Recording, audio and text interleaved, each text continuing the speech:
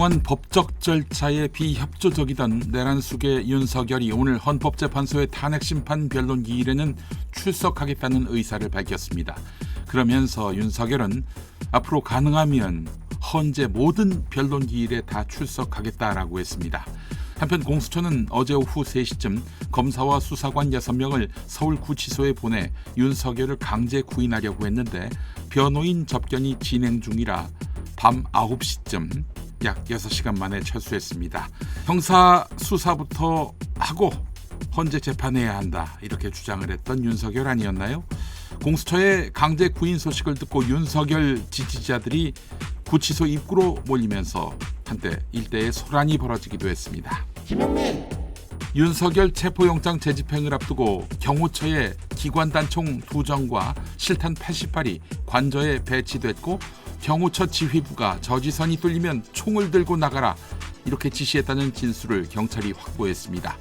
검찰의 구속영장 반려로 김성훈 경호처 차장이 처장 직무대리로 복귀한 가운데 경찰 비상기업 특별수사단의 대통령 안전가옥 압수수색은 경호처의 거부로 또 무산됐습니다.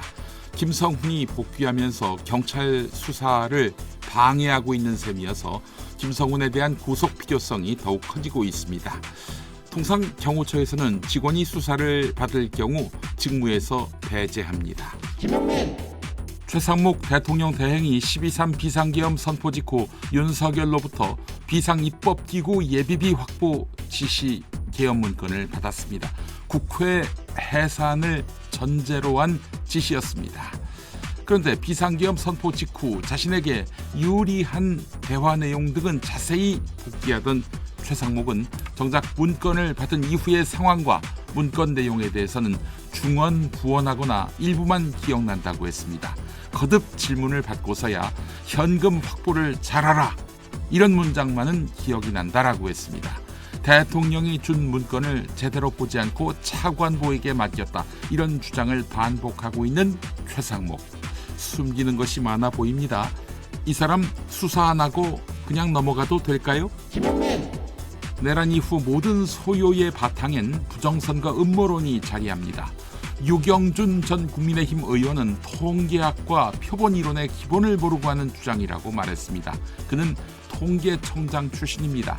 2022년 4월 당선인 신분이었던 윤석열이 부정선거 의혹을 제기하니까 이를 반박하며 설전을 벌였던 인물인데요.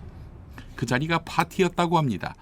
이 때문에 화기애애했던 분위기가 한순간 냉랭해졌다고 하는데 윤석열이 심지어 자신이 당선된 대선에서도 부정이 있었다라고 하는 형편이지요.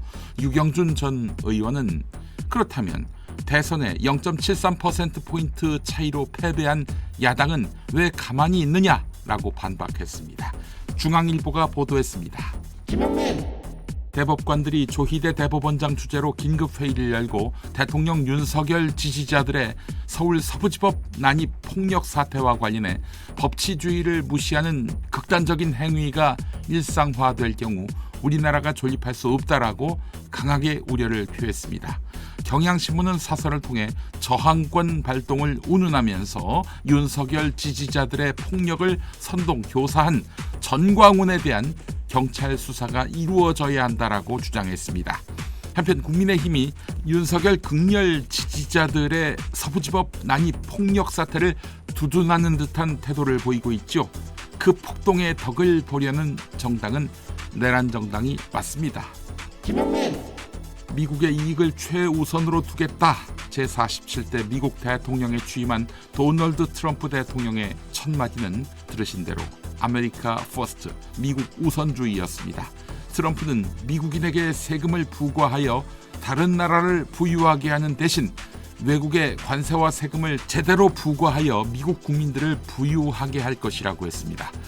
지난해 10월 합의된 2030년까지의 방위비 분담금에 대한 증액 요구를 시작으로 현재 28,500명 규모인 주한미군의 감축 혹은 대중 견제로의 성격 조정, 북핵 용인 방식의 북미 타협 등의 향배가 주목됩니다.